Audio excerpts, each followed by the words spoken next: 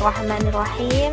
Assalamualaikum warahmatullahi wabarakatuh. Apa kabar teman-teman semuanya? Semoga selalu dalam keadaan sehat, berbahagia, dan tetap semangat untuk belajar. Nah, kali ini kita akan membahas tentang senangnya berakhlak terpuji. Nah, akhlak tersebut yaitu yang pertama ada husnudzon, yang kedua simpati, yang ketiga tasamuh, yang keempat hidup rukun, dan yang terakhir ada birrul walidain. Yuk kita bahas satu persatu.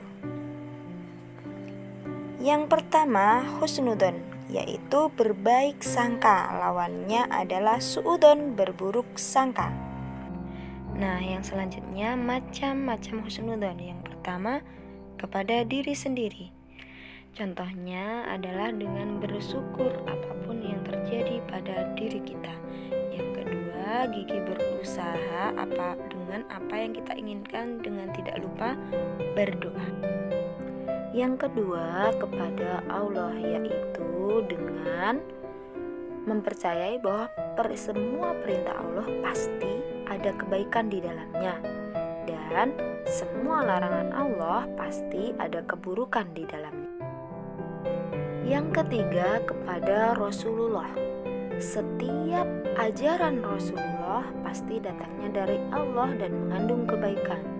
Demikian juga dengan sunnah Rasul, pasti ada kebaikan di dalamnya yang seharusnya lah kita ikuti.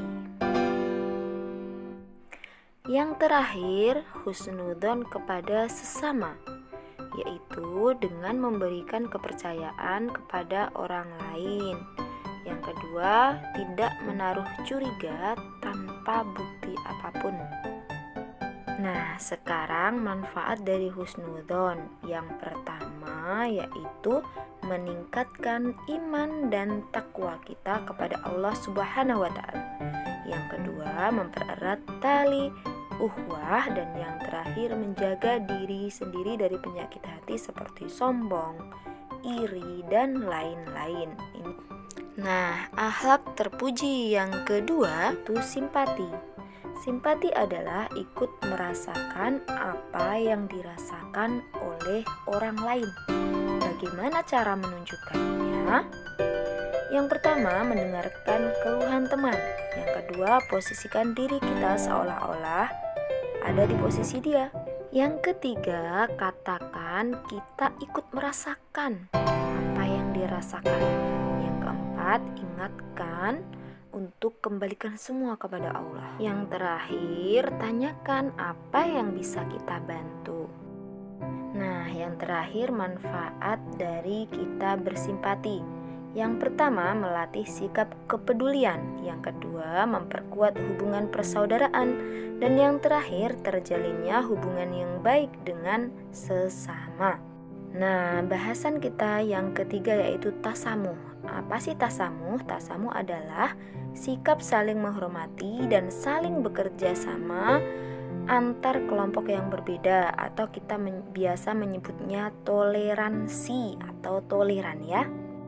Nah, selanjutnya contoh dari tasamuh.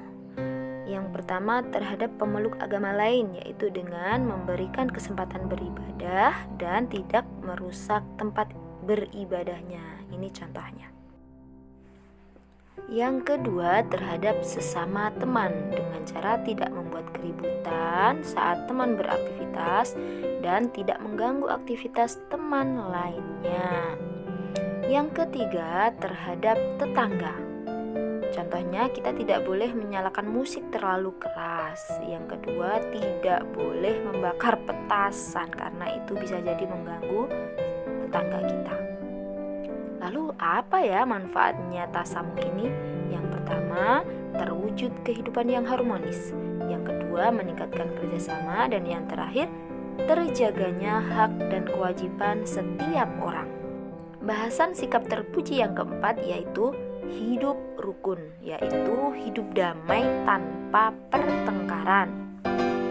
Nah, contoh hidup rukun Yang pertama di lingkungan rumah, yaitu dengan bekerja sama menjaga kebersihan dan makan bersama. Yang kedua, hidup rukun di sekolah, contohnya menghargai perbedaan pendapat dan saling tolong-menolong. Yang ketiga, tolong-menolong di masyarakat, yaitu dengan menjenguk tetangga yang sakit dan membantu tetangga yang membutuhkan bantuan.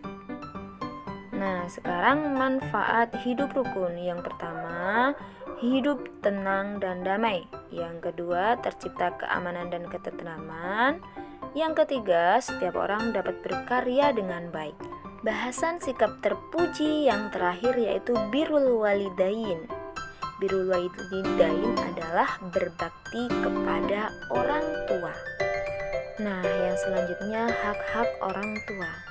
Yang pertama, saat mereka masih hidup, contohnya berbicara dengan lemah lembut dan taat selama tidak mendurhakai Allah Subhanahu wa Ta'ala.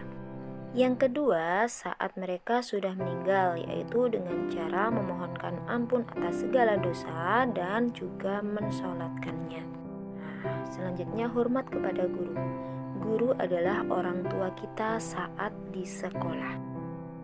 Contoh cara menghormatinya yaitu tetap rendah hati meskipun ilmu kita lebih banyak dan mendengarkan setiap penjelasannya di dalam kelas.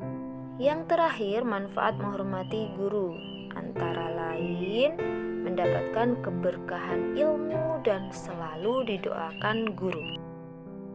Nah, manfaat menghormati guru menjadi penutup pada bab 8 ini.